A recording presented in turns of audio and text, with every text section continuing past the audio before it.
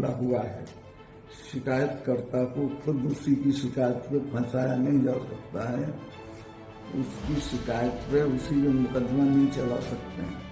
तो ये बहुत ही अनैतिक है और इसको जरा सारे लोग ध्यान से देखें। चुनाव आयोग की वोट चोरी के सबूत अब सामने आने लगे हैं। जी हां, जब से राहुल गांधी ने चुनाव आयोग के खिलाफ बिगुल फूंका है और वोट चोरी के सबूत पेश किए हैं, उसके बाद से कई ऐसी रिपोर्टें सामने आ रही है जिसमें राहुल गांधी के दावे सच होते हुए नजर आ रहे हैं।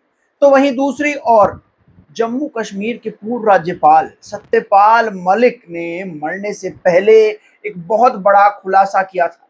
सत्यपाल मलिक ने मरने से पहले क्या कहा था? सत्यपाल मलिक का एक वीडियो सोशल मीडिया पर बड़ी तेजी से वायरल है, जिसके बाद चारों तरफ उसी की चर्चा हो रही है और तहलका मचा दिया है सत्यपाल मलिक ने। साथ ही साथ गोदी मीडिया अब चुनाव आयोग को डिफेंड करने के लिए पूरी तरीके से उतर चुका है। जी हां, लोकतंत्र का दुश्मन बन चुका है गोदी मीडिया और चुनाव आयोग को डिफेंड कर रहा है, चुनाव आयोग का समर्थन कर रहा है और कह रहा है कि कोई वोटों की चोरी नहीं हुई है। नमस्कार, मेरा नाम है गौरव पाल, आप देख रहे हैं गौरव का चश्मा। दोस्तों, राहुल गांधी ने बीते दिनों एक बड़ा खुलासा किया जिसमें उन्होंने कहा कि चुनाव आयोग ने कैसे 2024 के लोकसभा चुनाव, उसके बाद महाराष्ट्र विधानसभा चुनाव, उसके बाद हरियाणा विधानसभा चुनाव में कैसे वोटों की हेराफेरी की है, फर्जी नाम वोटर लिस्ट में जोड़े हैं, डुप्लीकेट नाम वोटर लिस्ट में जोड़े हैं, ऐसे ऐसे नाम जोड़े गए हैं जो एक व्यक्ति 4 राज्यों में मौजूद है। वो व्यक्ति कर्नाटक में भी वोट कर रहा है, वो व्यक्ति हरियाणा में भी वोट कर रहा है, वो व्यक्ति उत्तर प्रदेश में वोट कर रहा है। उसके अलावा उन्होंने कहा कि फर्जी नाम इस तरीके से जोड़े गए हैं कि एक घर में, मतलब वोटर लिस्ट जो आती है, जो उसमें एड्रेस है, 80-80 वोटर का एड्रेस एक घर दिखाया जा रहा है। जी हाँ, उन्होंने बेंगलुरु के महादेवपुरा विधानसभा के एक घर की बात की जिसमें 80 लोग एक घर में रह रहे थे। जी हाँ, राहुल गांधी ने कहा कि ऐसे इस विधानसभा में 10,000 के आसपास वोटर हैं जो एक ही घर में मतलब कई कई लोग थोक के भाव एक एक घर में वोटर रह रहे हैं। अब इस बात की जांच करने के लिए आज तक की टीम जो थी वो पहुंच गई महादेवपुरा के उस घर में, जहां पर जाकर उसको पता लगा कि राहुल गांधी ने जो दावा किया था वो बिल्कुल ठीक था। उस समय तो वहां पर एक व्यक्ति रह रहा था जो कि बंगाल का रहने वाला था, लेकिन इससे पहले वहां पर 80 लोगों के नाम उस एड्रेस पर रजिस्टर्ड हो चुके हैं। जब मकान मालिक से बात की गई तो शुरुआत में तो उसने अपने आप को भाजपा का वोटर और भाजपा समर्थक बताया, लेकिन बाद में जब वह समझ गया कि मीडिया उससे बात कर रही है तो उस व्यक्ति ने कहा कि पिछले 10 साल में यहाँ पर बहुत सारे लोग आए और गए हैं तो सबका वोट यहाँ पर रजिस्टर्ड हो गया है। लेकिन मेरा एक सवाल है साथियों कि जब मैं कहीं एक दूसरे राज्य में 1 से 2 साल के लिए रहने के लिए जाता हूँ या 3 साल के लिए रहने के लिए जाता हूँ, तो क्या आपका वोट वहां पर रजिस्टर्ड हो जाता है इतनी जल्दी? बड़ा सवाल ये है। तो ऐसे में ये जो दावा था राहुल गांधी का वो सच साबित हुआ और कई और ऐसे दावे जिसमें बताया जा रहा है कि एक एक वोटर 4 जगह रजिस्टर्ड था, वो सब दावे भी सच होते हुए नजर आ रहे हैं। तो दूसरी और गोदी मीडिया इस समय पूरी तरीके से बौखला गया है, पागल हो गया है। सुशांत सिन्हा नाम के बड़ी का दावा कर दिया कि भाई अगर मकान नंबर 0 है इसका मतलब ये तो फर्जी है, और उन्होंने ये भी मान लिया कि ये वोट बीजेपी सरकार ने पत्रकारिता से लॉजिक और तर्क बिल्कुल हटा दिया है। ये बिल्कुल चुनाव आयोग और मोदी सरकार की चाटुकारिता में ऐसे लीन हो गया है कि इसको तर्क और लॉजिक के बारे में भी पता नहीं है। सुशांत सिन्हा एक वीडियो में कह रहा है कि राहुल गांधी ने महादेवपुरा विधानसभा का तो बताया कि वहां पर लोगों का जो एड्रेस है उसमें डिटेल में किसी में 0 लिखा है, किसी में हैश लिखा है, किसी में स्लैश लिखा है, पूरा एड्रेस नहीं है। और राहुल गांधी ने कहा कि ये एक तरीके के फर्जी वोटर है जो जोड़े गए हैं जिनके एड्रेस नहीं मिल रहे हैं। तो ऐसे में सुशांत ने कहा कि हमने राहुल गांधी की रायबरेली सीट की जांच की और उसमें हमको पता लगा कि यहाँ पर भी ऐसे बहुत सारे वोटर हैं जिनके एड्रेस में 0 हैश और स्लैश है। उन्होंने कई मुस्लिम वोटर्स के भी नाम लिए और कहा कि ये राहुल गांधी के मुताबिक जिन वोटर लिस्ट में कोई एड्रेस नहीं है, हैश स्लैश 0 है, ये सब फर्जी वोटर हैं और भाजपा को वोट करते हैं, तो रायबरेली में देखिए यहां पर ये वोटर जो है वो मुस्लिम वोटर हैं, तो इन्होंने तो राहुल गांधी को वोट किया होगा। तो उन्होंने एक तरीके से ये कहा कि राहुल गांधी झूठ बोल रहे हैं कि जो फर्जी वोटर्स हैं वो बीजेपी को वोट करते हैं।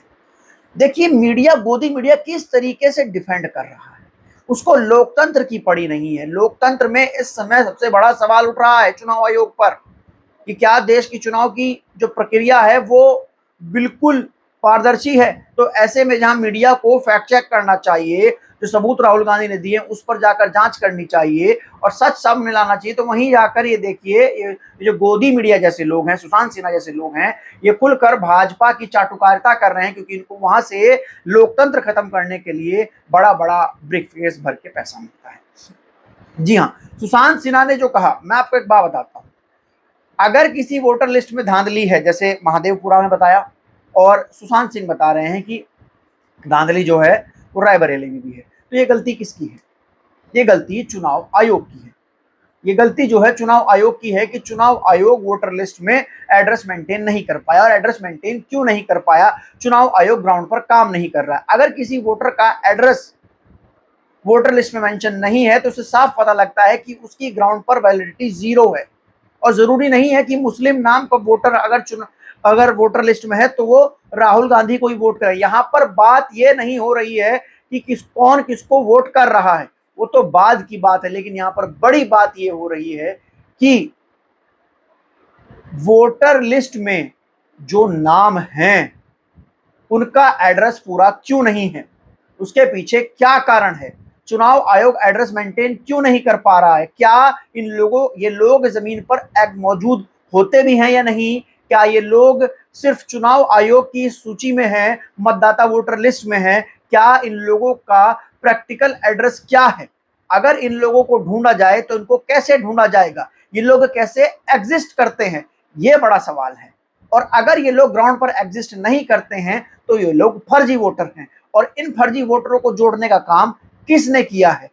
इन फर्जी वोटरों को जोड़ने का काम चुनाव आयोग ने किया है। और चुनाव आयोग किसके कहने पर यह काम कर रहा है? ये बड़े सवाल हैं, सवाल ये उठने चाहिए। अगर रायबरेली में भी ऐसे वोटर मिले हैं तो चुनाव आयोग पर सवाल उठे कि चुनाव आयोग ने बिना एड्रेस प्रूफ के कैसे लोगों को ऐड कर लिया। बिहार में तो चुनाव आयोग एसआईआर कर रहा है, जिन लोगों के पास डॉक्यूमेंट्स नहीं है, प्रमाण नहीं है, उनको बाहर निकाल रहा है और बाकी जगहों पर बिना एड्रेस के लोगों को वोटर लिस्ट में शामिल कर रहा है। और गोदी मीडिया जो है वो इतना बेशर्म हो चुका है कि वो खुल्लम खुल्ला चुनाव आयोग की इस बात को डिफेंड कर रहा है। आइए अब चलते हैं उस खबर की ओर जिस खबर ने पूरे देश में तहलका मचा दिया है। जी हाँ दोस्तों, जम्मू कश्मीर के पूर्व राज्यपाल सत्यपाल मलिक, जिनका हाल ही में देहांत हुआ, और सत्यपाल मलिक जो हैं वो अपनी ईमानदारी की वजह से जाने जाते हैं। सत्यपाल मलिक सत्ता में रहने के बाद भी उन्होंने लाभ को ठुकरा दिया और सरकार के खिलाफ खुलकर बोले और न जाने क्या क्या बोले। सरकार की इस तरीके से धज्जियां उड़ाई कि सरकार उनसे परेशान हो गई और आखिरी में उनके ऊपर कई तरीके के मुकदमे लाद दिए गए। सत्यपाल मलिक का एक वीडियो वायरल है, वो मैं आपको वीडियो दिखाता हूं, उसके बाद बताऊंगा कि पूरा मामला क्या है। मोदी जी मुझे झूठे आरोप में ना फंसाएं। जिस मामले में वो मुझे फंसाना चाहते हैं उसमें मैं खुद शिकायत करता रहा हूं। मैंने खुद शिकायत की है उनसे और वो उसमें मैं शिकायत करता रहा हूं। मेरे पास 4 कुर्ते पजामे और 4-6 जोड़ी कपड़े हैं और 4-6 जोड़ी कपड़े और पेन और 2 घड़ियां होंगी। ये मेरी पूरी पूंजी है। मेरे पास दिल्ली में एक घर का मकान है और यही मेरी धरोहर है। तो इसमें मुझे किस चीज में फंसाना चाहते हैं? जिस बात में वो फंसा रहे हैं उसकी तो शिकायत मैंने उनसे की थी मोदी जी से कि फलां जगह ये मामला हुआ है। शिकायतकर्ता को खुद उसी की शिकायत पे फंसाया नहीं जा सकता है। उसकी शिकायत पे उसी में मुकदमा नहीं चला सकते हैं। तो ये बहुत ही अनैतिक है और इसको जरा सारे लोग ध्यान से देखें और इस पर गौर करें। Thank you. आप लोगों ने सत्यपाल मलिक का ये वीडियो देखा। सत्यपाल मलिक की हाल ही में मृत्यु हुई। वो कई राज्यों के राज्यपाल रहे, राज्यसभा सदस्य रहे, MLA रहे। चौधरी चरण सिंह के वो बड़े करीबी थे, उनको अपना गुरु मानते थे। तो सत्यपाल मलिक जब जम्मू कश्मीर के गवर्नर थे तो उन्होंने कई मुद्दे ऐसे थे जिनके ऊपर उन्होंने सवाल उठाए, गवर्नर रहते हुए भी और पद छोड़ने के बाद भी। सत्यपाल मलिक लगभग 2018 से 19 तक, 23 अगस्त 2018 से 30 अगस्त 2019 तक राज्यपाल रहे जम्मू और कश्मीर के। यह दौर जम्मू कश्मीर के लिए बहुत इंपॉर्टेंट था क्योंकि इसी समय धारा 370 वहां से हट रही थी। और जम्मू कश्मीर के गवर्नर रहते हुए सत्यपाल मलिक ने बताया कि उनके सामने कुछ ऐसे प्रोजेक्ट्स आए जो कि सही नहीं थे, लेकिन उनको उन प्रोजेक्ट्स पर साइन करने के लिए 150 करोड़ की रिश्वत ऑफर हुई, 300 करोड़ की रिश्वत ऑफर हुई, लेकिन उन्होंने मना कर दिया। कौन सा था ये प्रोजेक्ट? और उन्होंने इस प्रोजेक्ट की शिकायत भी मोदी से की थी। जी हाँ, ये प्रोजेक्ट था केरू हाइड्रो पावर इलेक्ट्रिक प्रोजेक्ट, जो कि चिनाब रिवर पर स्थित है। इस प्रोजेक्ट में 2200 करोड़ का एक टेंडर जारी होना था, जिस टेंडर के चलते पटेल कंस्ट्रक्शन नाम की एक कंपनी थी, पटेल इंजीनियर्स नाम की एक कंपनी थी, जिस कंपनी को ये 2200 करोड़ का टेंडर दिया जाना था, जिसमें बाद में जब वो पद से हट गए तो फिर से उस कंपनी को वो टेंडर दिया गया। इस कंपनी ने सत्यपाल मलिक को 150 करोड़ की रिश्वत दी थी, ऐसा सत्यपाल मलिक ने बताया। और ऐसा सत्यपाल मलिक ने कहा कि उनको उस फाइल पर साइन करने के लिए, इस हाइड्रो पावर प्रोजेक्ट की फाइल पर साइन करने के लिए 300 करोड़ की रिश्वत दी जा रही थी, लेकिन उन्होंने मना कर दिया और इसकी शिकायत प्रधानमंत्री से की। और जब वो अपने पद से हट गए तो वो खुलकर प्रधानमंत्री के खिलाफ बोलते थे कि उनके पद से हटने के बाद उन्होंने तो उस फाइल पर साइन नहीं किया जिसके लिए उनको 300 करोड़ की रिश्वत मिल रही थी, लेकिन अगले व्यक्ति ने, जो उनके बाद व्यक्ति, जो LG जम्मू कश्मीर में 2019 के बाद गए, यानी कि सत्यपाल मलिक के बाद गए, उन्होंने उस फाइल पर दस्तखत किए जिस फाइल को सत्यपाल मलिक ने रोका हुआ था। और सत्यपाल मलिक ने इसकी शिकायत नरेंद्र मोदी से की। तो इस वीडियो में सत्यपाल मलिक ने बताया कि मेरे खिलाफ, मैंने भ्रष्टाचार के खिलाफ आवाज उठाई। वो जो भ्रष्टाचार की फाइल थी मेरे पास आई थी साइन होने के लिए, मैंने मना कर दिया, मुझे 300 करोड़ की रिश्वत दी, मैंने इसका विरोध किया। और जब मैंने इसका विरोध किया तो मोदी जी ने मेरे खिलाफ इंक्वायरी बिठा दी। और मेरे खिलाफ इंक्वायरी बिठाई तो मेरे पास मिला क्या? मैं एक कमरे के मकान में रहता हूं। उन्होंने साफ तौर पर कहा कि देश का प्रधानमंत्री मुझे फंसा रहा है। मरते मरते ये बात जो है सत्यपाल मलिक कहकर गए। उनके मौत से कुछ समय पहले का ये वीडियो है। ये वीडियो आज सोशल मीडिया पर वायरल है और इस वीडियो ने तहलका मचाया हुआ है। जी हाँ, बड़ा सवाल ये उठता है कि क्या सत्यपाल मलिक के जो आरोप थे, जिनसे प्रधानमंत्री भागते हुए नजर आते हैं, उनमें कितनी सच्चाई है? सत्यपाल मलिक के आरोपों पर कभी भी बीजेपी और प्रधानमंत्री ने खुलकर जवाब नहीं दिया। हालांकि सत्यपाल मलिक के खिलाफ ईडी और सीबीआई की जांच कराई, लेकिन उसमें मिला कुछ नहीं, क्योंकि सत्यपाल मलिक के घर कई बार छापेमारी भी हुई। सत्यपाल मलिक रिटायर होने के बाद उन्होंने कोई भी सरकारी सुविधा का लाभ नहीं लिया। जब उनका अंतिम संस्कार किया गया उसमें भी राजकीय सम्मान नहीं दिया गया, जबकि वो कई राज्यों के राज्यपाल रह चुके थे, राज्यसभा सदस्य रह चुके थे। इसको लेकर पूरे प्रदेश में, देश में सब जगह रोष है कि आखिर इतने बड़े पद पर रहने वाले व्यक्ति के साथ अंतिम समय में ऐसा सलूक क्यों किया सरकार ने। और खासकर जाट समाज जो है वो इससे नाराज है। कई खाप जो है वो इस मामले में प्रदर्शन भी कर रही है।